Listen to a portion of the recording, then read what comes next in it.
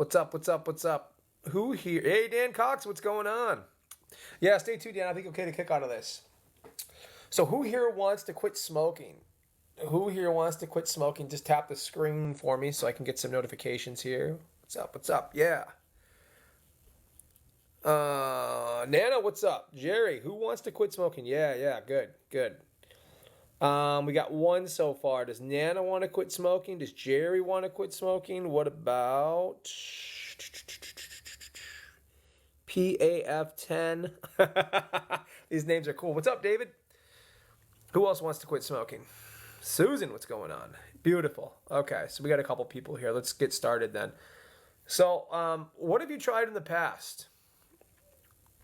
What are the types of things you tried in the past to become smoke-free? Oh, I think I can swipe this over. Yeah, there we go. Now the letters are actually big. Awesome, awesome, awesome.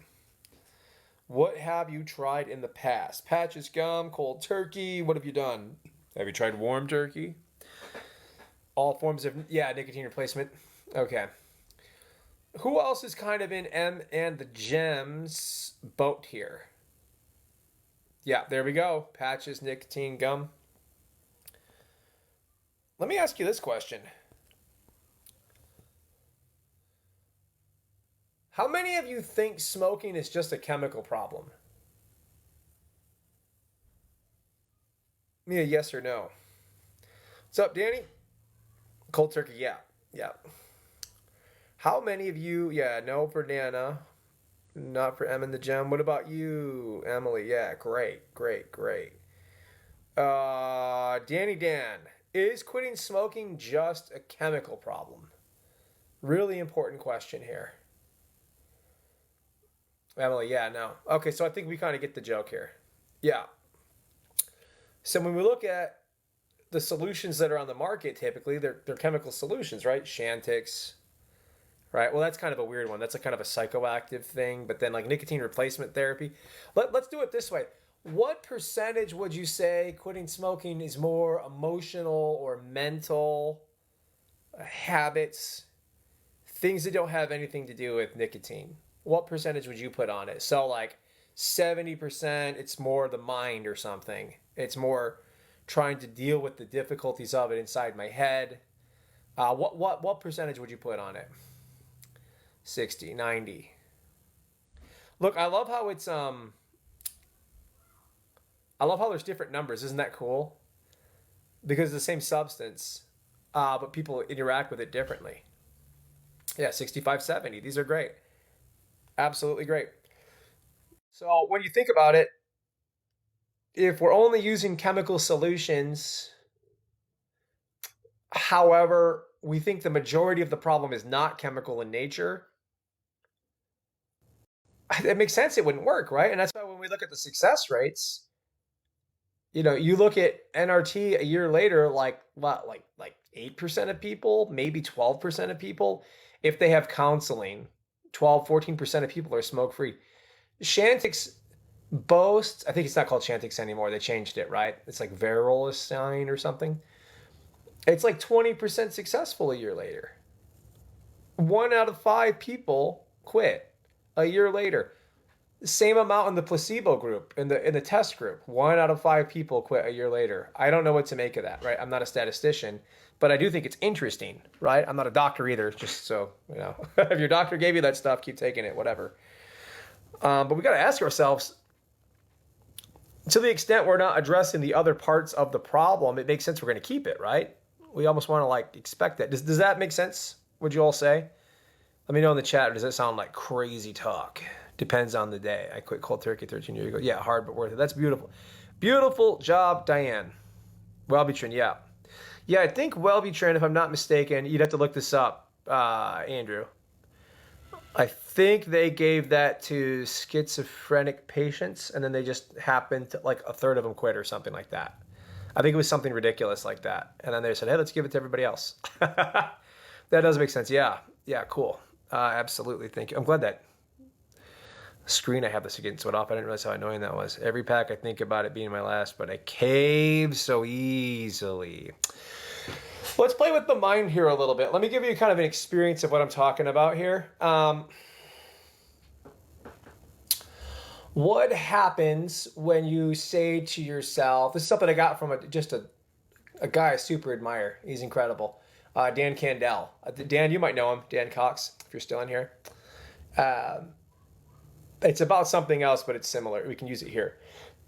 So, what happens when you say to yourself, I need to quit smoking? I have to quit smoking. What thoughts, feelings, images come to mind when you say, I need to quit, I have to quit? Yeah, he's great. Yeah, he's a good dude. I'm a big fan of Candell. Yeah. He's on here as the anxiety relief guy, folks, in case you're past fails, fear. Yeah. Yes, it is. They need to get delivered. They need to get this. Yeah, okay. Yeah. Thanks, Janie. I quit using to a vape to wean off. Yep. You want it more? Made me nervous, panic, and grumpy. And what do smokers say all the time? My mom died at 53 and a half years of age. She didn't get to meet my son. Right? I saw her. She had the tube down her throat, long-term acute care. In the hospital, $100,000 later, she's out. And 6 months later, she's dead. They actually did a great job restoring her back to health. I mean, she was really beat up, but she left the hospital eventually. And went back to smoking. The chemicals were out of her body at that point, right? So there's something else going on here. My dad smoked 4 packs a day, saw that, made a different decision. Said, I don't want to go through that. I can't do this to my kids. All the things that were in his head. So the reason I bring that up is because it's interesting that, she said that every single day. I need to quit. I have to quit. It's the biggest lie smokers tell themselves. No one needs to and no one has to. That's why it's the leading cause of preventable death. No one needs to. No one has to. You can smoke till your last day. Smoke till your last breath. But let me ask you this. What happens when you say to yourself, let's do a couple of these. I choose to quit smoking. And be honest. I don't care if you hate that. What do you feel is what I'm curious about. Thoughts, feelings, images in your mind. What comes up for you when you say, I choose to quit smoking?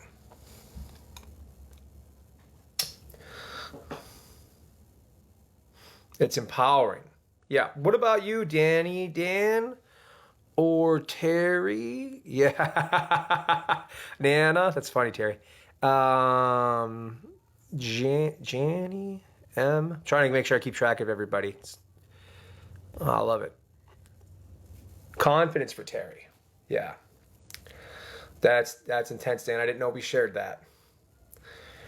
Yeah. Strength, buckle up, buttercup. I love it. What happens if you say, it's not so much that I never get to smoke again. It's that I get to quit. I get to be smoke-free for the rest of my life. I get to quit. What comes up for you when you say that? I just take a moment. Again, there's no right answer here. The truth is the right answer. The lies are not going to help us, right? That's scarier than I have to quit. Yeah. Getting to quit is scarier than having to. That's interesting, Danny. Anybody else feel like Danny, Dan? Makes it an opportunity for Terry. Nice. I wonder what scares you about that, Danny. That's really interesting. Makes it an opportunity. Brings back choice. Hey, Kevin's here. Kevin of Greater Life Health. Ladies and gentlemen, you got to give him a follow. Make sure you follow Dan Cox also. These are really world-class individuals. Kevin and I love Kevin's work, man. He's for real. He's a real one. So thankful I quit smoking. Yeah, that's great news, Sherry. I was waiting for one more response. I don't know. Nana, what happens for you? I get to quit smoking. Pause for a second. So the reason I think this is important is because it shows you how just changing a little bit of language can help us begin to think about the problem differently, right? And we're not even doing anything cool here. We're literally just hanging out, and I'm some weird guy on a TikTok, But you can imagine what would happen if you spend time, like Kevin and I actually have a smoking cessation group up on Facebook. It's the Quit Smoking Empowerment Group. You're all welcome to join. That's free. We don't do any sales or anything in there. It's literally just, supporting people on their journey. I've posted some videos on how to get rid of cravings and things like that. Kevin does a lot of promotional stuff. Pride, I did it. That's beautiful, Dana. Yeah. Yeah, you're going to be so proud. And so what's thrilling about this, though, is, and if you ever want the help of a specialist, you've got Kevin here, you've got me, you've got Dan. You can always hire one of us to work with you on this stuff. It's what, I do this all day, every day. And Kevin's really big in this, too. Dan, I think you do smoking cessation. I know you're really pushing healthy eating and things like that, or like weight control, I believe. But you've got options. I know Dan can help you with this stuff, too. So what's important to know is that you've got folks out there that are skilled at this that can help you get the mind part of this equation taken care of. And it's the biggest part, too. It's the part we neglect. And it's like that with everything. I'm no different than everyone else, right? It's like the one thing I need to work on to accomplish goals faster, and I don't do it. You think you should just be able to because it's inside your head. It feels weird that would be such a big block for folks. But I could tell you, I helped one lady quit smoking. I asked her, what happens when you think about never smoking again? She had a panic attack. During the session, I found out things happened to her that should never happen to any kid. And there was associations with smoking there. We did the work, and she's fine. But it may seem like such a small thing on the surface, but once you go inward and you start to navigate this internal terrain, it makes sense why it's a struggle for you differently when you're with a skilled practitioner, right? It's like, oh yeah, of course that was bothering me, but then you see it differently and you can make different choices. Like Kevin said, brings choice, which drops that pressure. Quit smoking empowerment group, yeah. Let me see if I can link that real quick in an easy way. Oh, actually, if you go to my bio, folks, it's one of the few links up there. So there's like 3 links. One's a free organic hypnosis training, which I'm pushing really big because I'm teaching at the biggest conference in America in July. Oh, Dan, if you're going to go, check that out. I'm teaching a 3-day pre-conference at Hypnothoughts, for those of you that know. Then there's the free group, and then I don't like I'll link to book a call with me, I think is what it is. I should know, right? It's my company.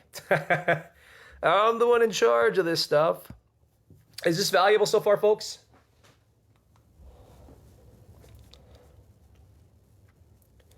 I want to teach one more thing after this. Let's teach a breathing pattern or something like that. That'll be really cool.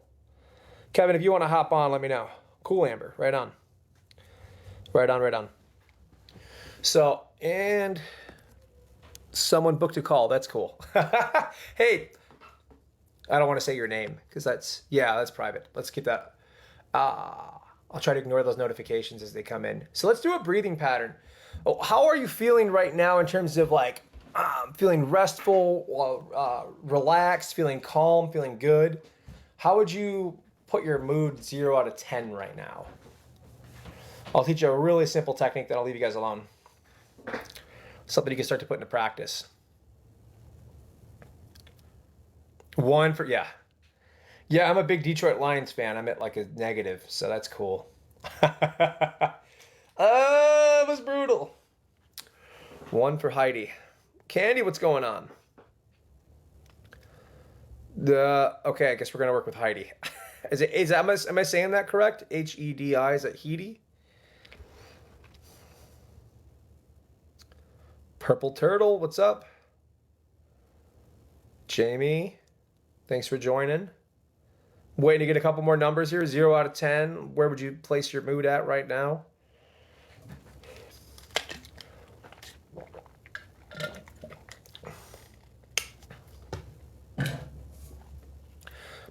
Okay, people are going to book calls on my thing. That's why. That's funny. 7 for you, Nana. Great. 4. Cool. So this is just a really simple breathing technique. You may have come across it before. I don't know. It's called, yeah, me too. I know. That was brutal.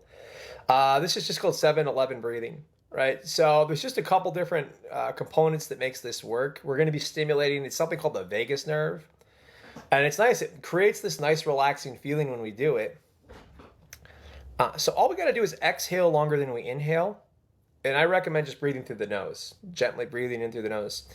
Don't violently suck in air, but just gently breathe in and then exhale even longer. We call it 7-11 because it's like you're inhaling for a 7 count, then exhaling for 11.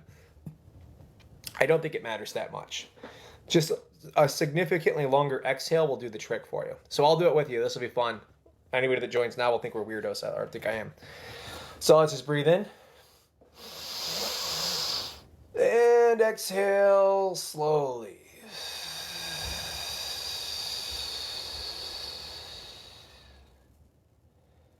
And breathe in. And exhale slowly.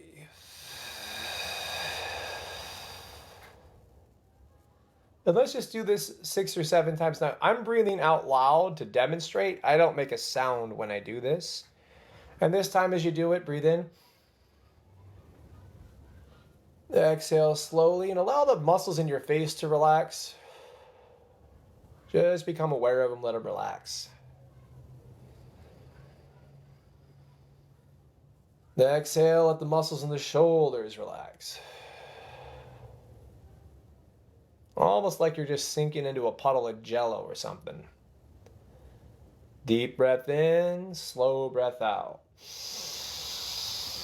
And exhale slowly.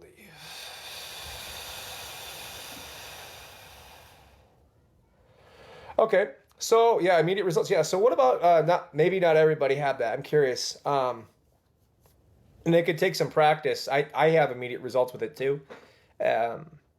But it's something like, if you haven't done it before, you're probably not good at it. And if you do that a little bit, you're going to get good at it really quickly. Oh, gee, another call, another person. Sorry, I got to quit. I can't not look at these. Sorry. Yeah, cool.